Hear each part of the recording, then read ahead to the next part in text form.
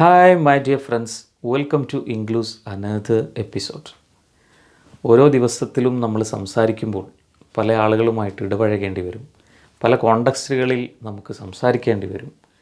അങ്ങനെയൊക്കെ ഉള്ളപ്പോൾ തന്നെ മറ്റുള്ളവരെ വെറുപ്പിക്കാതെ തന്നെ നമുക്ക് പറയാനുള്ളത് പറയാനും നമ്മുടെ ആവശ്യങ്ങൾ അവരോട് ചോദിക്കാനും അതല്ലെങ്കിൽ അത് നേടിയെടുക്കാനുമൊക്കെ നമുക്ക് സാധിക്കണം. അതാണല്ലോ ഇഫക്റ്റീവ് കമ്മ്യൂണിക്കേഷൻ എന്ന് പറയുന്നത്.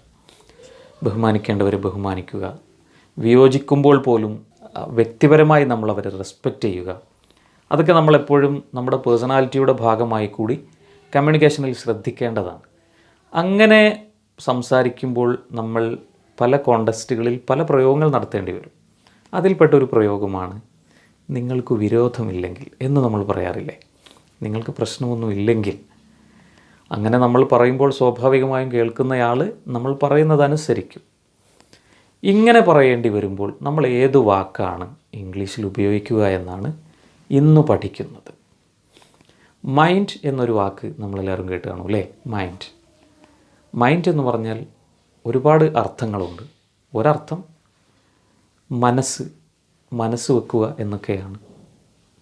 ശ്രദ്ധിക്കുക എന്നൊരർത്ഥമുണ്ട്.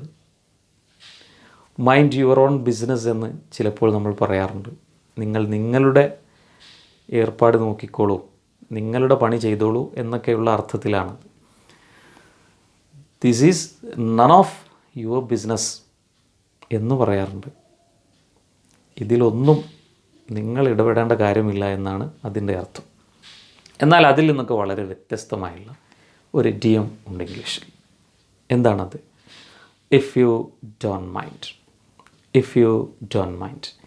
മൈൻഡ് എന്നതിനെ നമ്മൾ നേരിട്ട് അർത്ഥം പറയാൻ പോയാൽ അവിടെ തെറ്റിപ്പോകും. അങ്ങനെയല്ല. ഇഫ് യു ഡോണ്ട് മൈൻഡ് എന്ന് പറഞ്ഞാൽ നിങ്ങൾക്ക് വിരോധമില്ലെങ്കിൽ, ഒരാളോട് കുറച്ചുകൂടെ മാന്യമായി, with a gentle dealing, we have to talk something, then we can use if you don't mind. If you don't mind. If you don't mind, please open the window. If you don't mind, please open the door.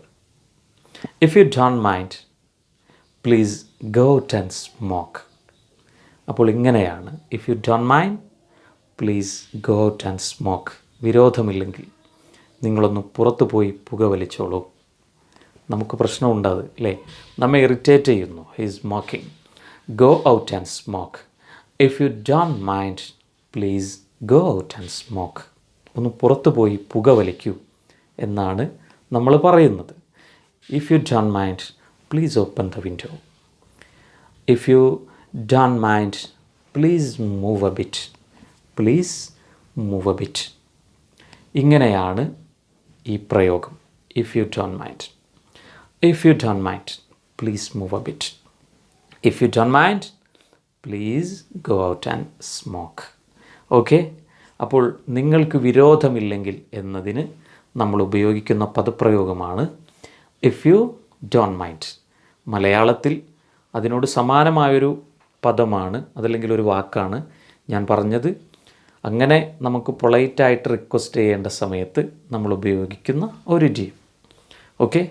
കോണ്ടക്സ്റ്റുവലായി ഇത്തരം idioms, friezes ഒക്കെ ഉപയോഗിച്ച് കൂടുതൽ English മനോഹരമാക്കുക, നമ്മുടെ communication attractive ആക്കുക.